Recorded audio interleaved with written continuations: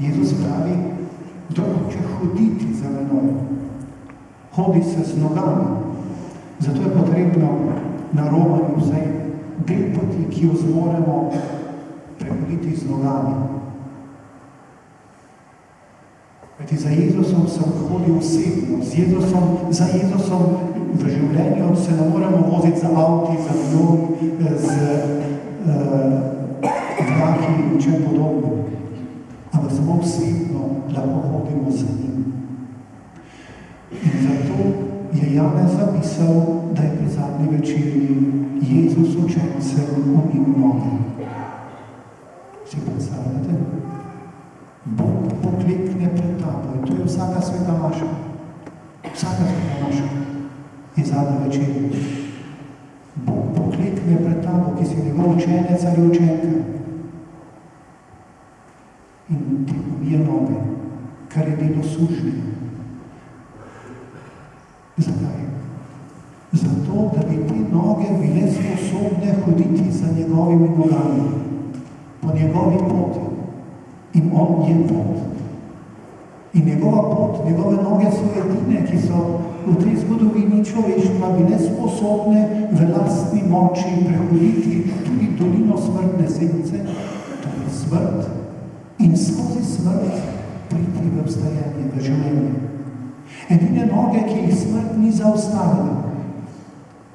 Zato, če bomo pustili Gospodu, da nam umije noge in bomo s takimi umitimi nogami, s čistimi srci, torej hodili za njim, tudi za nas ne bo smrt zadnja beseda, ampak bo samo vrata v večnost. Stojimo pred Marijinim kipom, ki nam govori, in to naj bo še zadnji poudarek v tem skupnem razmišljanju, da je Marija tu.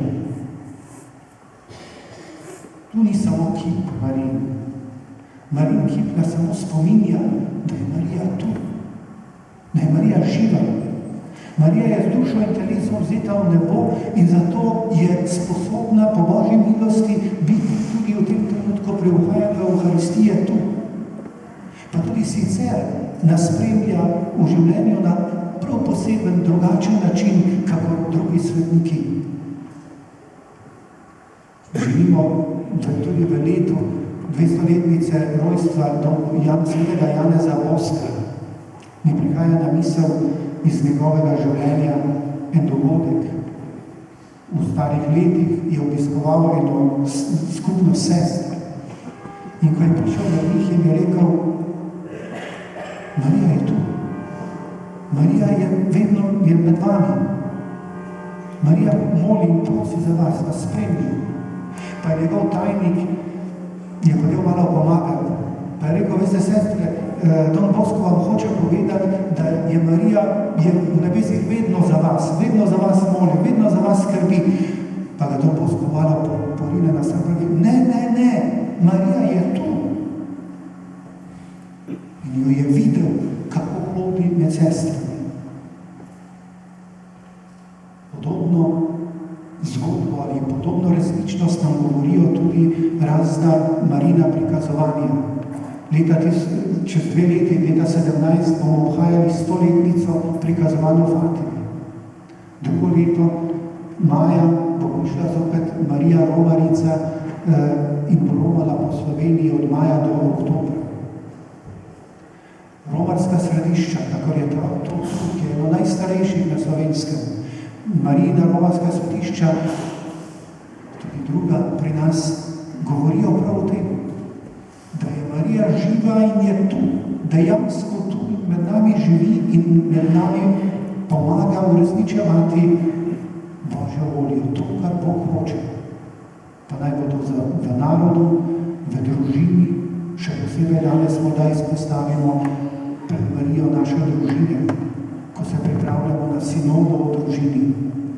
Papež Frančišek nas zelo vabi, da bi v tem času zelo molili za družine in za uspeh sinode. Smo tudi tik pred Slomškovo nedeljo in se spomnim, kako je zapisal Slomšek tudi preroško. Evropo lahko reši samo zakrament svetega zakona. In gledajte, kaj se nam dogaja. Takrat so v Franciji začeli neko propagando samo za civilni zakon. In to je bil Slomškov odgovor na to, da je samo civilni zakon nekaj, da je premalo. In pravi, če bo tako šlo naprej, bo Evropa propadla. In če nič drugega, vidimo, da Evropa propada zato, ker ni novih Evropejcev. Ker zakon ne funkcionira, družina ne funkcionira več po Božjem načrtu. Zato je prav, da molimo in prosimo, tudi tukaj pri Mariji, da bi naše družine in družine po Evropi bile zdrave, žive. Kajti tam, kjer ni veselja do življenja, tam nastane prazen prostor, na katerega pač pridejo tisti, ki imajo bolj radi življenje. Naj nam današnje romanje pomaga, da bomo tako na široko odprli srce zase, za svojo družino, za svoje domače, za naš narod, za vse velike potrebe v naši domovini, pa tudi v Evropi in po papeževem namenu za ves svet. Ne pozabimo, da bo čez nekaj dni bo v Filadelfiji srečanje, svetovno srečanje družin.